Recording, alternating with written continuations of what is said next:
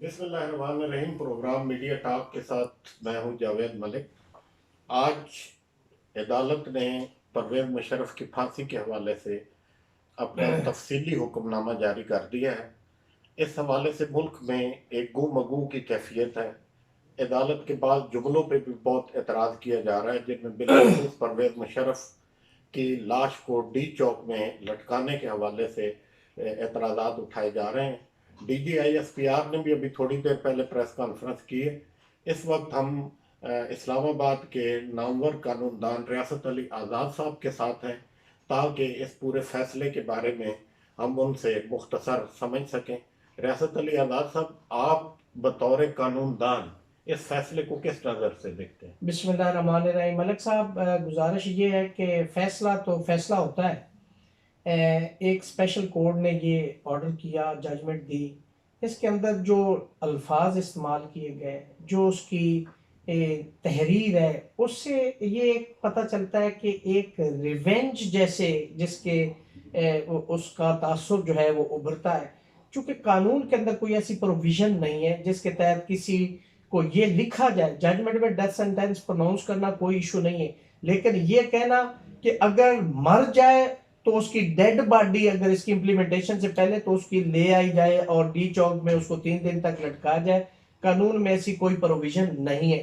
لہٰذا چونکہ یہ ایک لیگل ڈیبیٹ ہے، میں اس بات میں نہیں جاتا کہ جو نومبر 2007 میں کانسٹیٹیوشن کو سسپینڈ کیا گیا، ایبروگیٹ کیا گیا، ایمرجنسی پلس لگائی گئی، وہ اپنی جگہ پہ جرم ہے، لیکن یہ کہنا یہ غیر اخلاقی۔ ہمیں نہ تو ہیوملیشن کا ہمارا مذہب اجازت دیتا ہے، نہ ہمارا قانون اس چیز کی اجازت دیتا ہے۔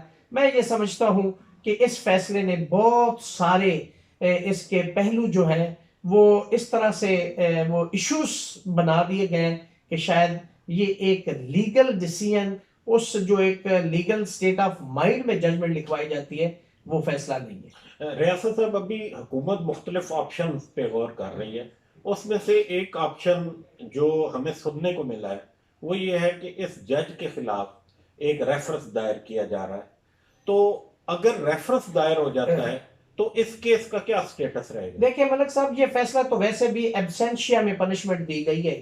اگر پرویز مشرف صاحب ملک میں آ جاتے ہیں، اپیل تو ان کی ایبسینس میں بھی فائل ہو سکتی ہے، لیکن پروسیس نہیں ہو سکتی انٹل انلیس کہ پرویز مشرف جو ہے وہ سپریم کورٹ آف پاکستان میں یا جو بھی جس کورٹ کو اپروچ کرتے ہیں اس میں ان پرسن اگر وہ پیش ہو جاتے ہیں، تب تک اس کو پروسیس نہیں کیا جا سکتا۔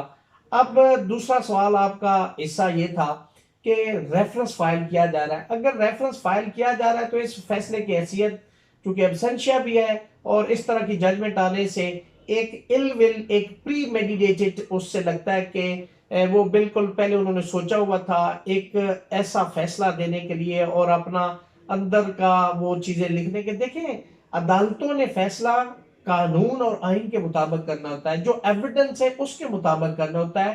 قانون جو لکھا گیا ہے اس کے مینڈیٹ سے باہر جا کے کوئی ایسا جملہ، کوئی ایسی اپنی خواہش اس کا اظہار نہیں کیا جا سکتا۔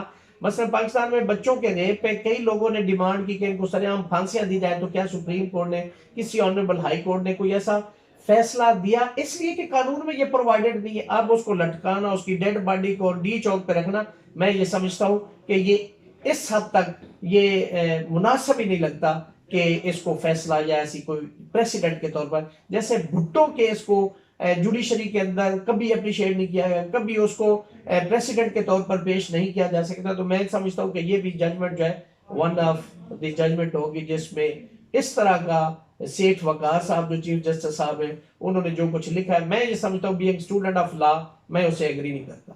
تو آپ کے خیال میں اس فیصلے میں اتنی کمی کوتاہیاں موجود ہیں کہ پرویز مشرف کو سپریم کورٹ میں ریلیف مل جائے گا، یا وہ آرٹیکل 45 کا جو اپنا رائٹ ہے اس کو استعمال کر کے؟ میں یہ سمجھتا ہوں ملک صاحب اس کیس کے اندر بہت ساری ڈیفیشنسیز ہیں۔